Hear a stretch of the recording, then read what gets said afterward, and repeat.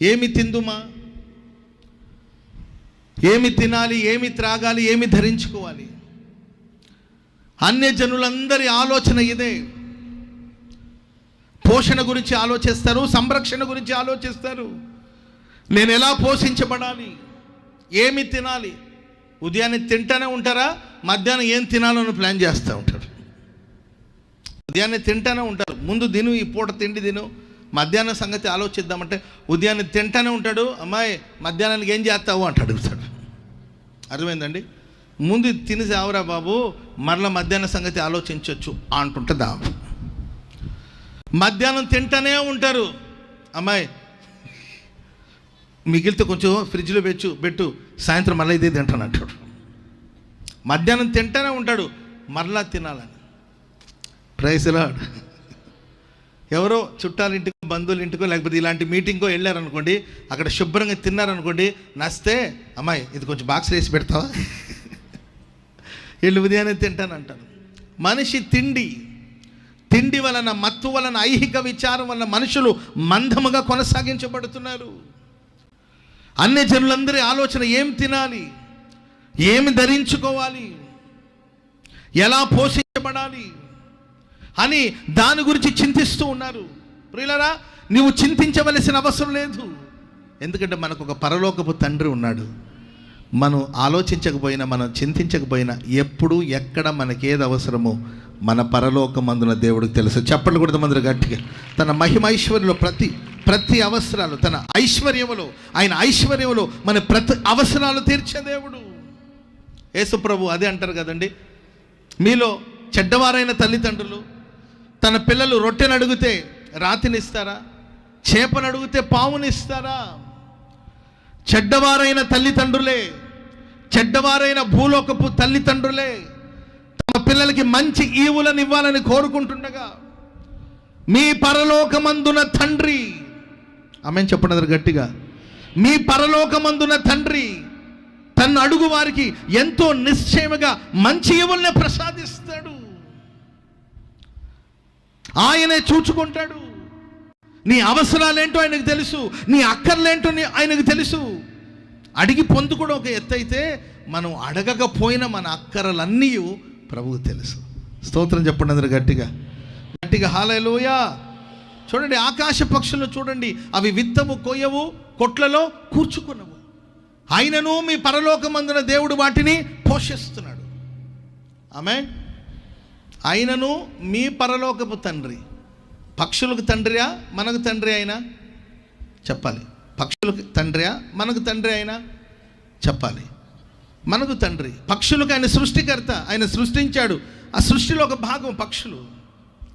ఆ సృష్టికర్తగా దేవుడు వాటిని పోషిస్తుంటే, పరలోకమందున మీ తండ్రి వాటిని పోషిస్తున్నాడు. పక్షుల్నే ప్రభు పోషించగలిగితే మనల్ని పోషించలేడా?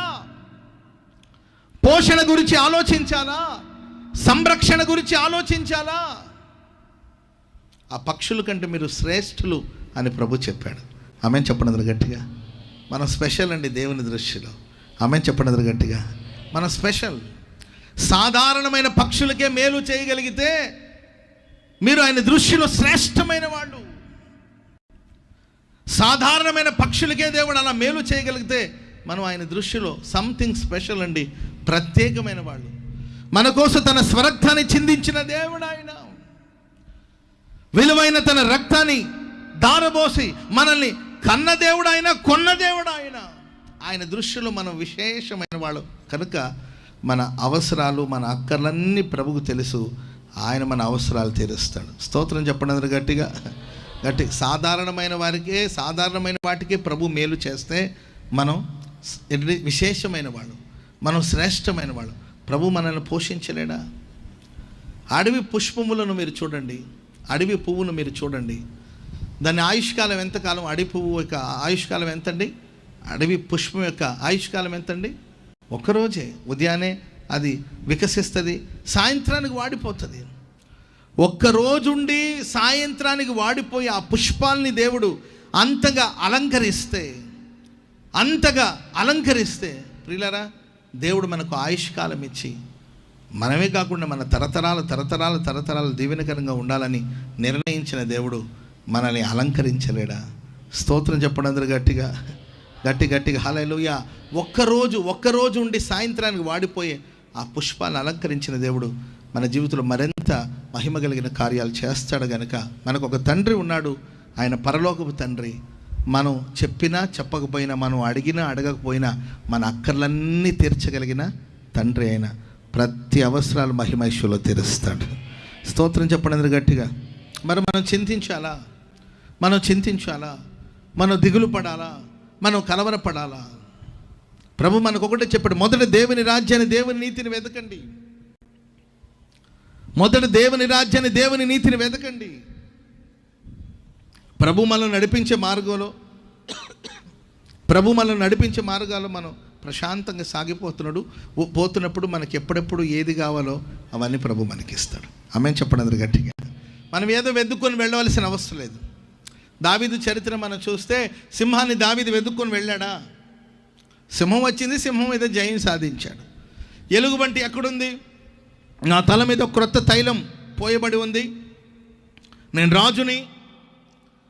రాజుని, రాజ్యాన్ని స్థాపించాలి, సింహాసనాన్ని స్థిరపరచుకోవాలి, సౌల్ని పడగొట్టాలి, సింహాసనం ఎక్కాలని దావీదేమని అనుకున్నాడా? ఓ న్యాచురల్ ఫ్లో అంటారు దాన్ని. స్తోత్రం చెప్పండి అందరూ గట్టిగా. న్యాచురల్గా ఒక నది ఎలా పారుతూ ఉంటుందో అట్లా న్యాచురల్గా మన విశ్వాసయాత్రలో మనం వెళ్ళిపోతుండాలి. దేవుని రాజ్యాన్ని, దేవుని నీతిని వెతుక్కుంటూ మనం వెళ్ళిపోతున్నప్పుడు ఎప్పుడెప్పుడు ఏది అవసరమో మన ప్రభువుకు తెలుసు. Praise the Lord. సింహాన్ని ఆయన వెతుక్కుంటూ పోలా, ఎలుగుబంటిని వెతుక్కుంటూ వెళ్ళలేదు, గొల్యాతు మీద యుద్ధం సాధించాలి, వెళ్ళి విజయం సాధించాలని వెళ్ళలేదండి. ఓ న్యాచురల్ ఫ్లో అనమాట. ప్రశాంతంగా వెళ్ళిపోతున్నాడు. వెళుతున్న మార్గాలో ప్రియులరా సింహం మీద జయించే అవకాశం దేవుడు ఇచ్చాడు. ఎలుగుబంటి మీద విజయాన్ని దేవుడు ప్రసాదించాడు. వాళ్ళ అన్నలను చూడడానికి కోసం యుద్ధ భూమికి వెళ్ళాడు. అనుకోకుండా గొల్యాతుని ఎదుర్కోవలసిన పరిస్థితి వచ్చింది. దేవుడు విజయాన్ని ప్రసాదించాడు. అట్లా డే బై డే ఎప్పుడెప్పుడు దావీదుకి ఏమేమి కావాలో అవన్నీ దేవుడు సమకూరుస్తూ వచ్చాడు. ఎప్పుడెప్పుడు ఎలాగ దావీదు ఆశీర్వదించబడాలని ప్రభు నిర్ణయించాడో, ఎలా ఆయనకి విజయం దయచేయాలని ప్రభు కోరుకున్నాడో, ఆయన వెళుతున్న మార్గంలో దేవుడు సమస్తాన్ని సమకూరుస్తూ వచ్చాడు. ఈ రాత్రి ఎన్నో అక్కరలతో, అవసరాలతో ఆలోచించి దిగులు పడవలసిన అవసరం లేదండి.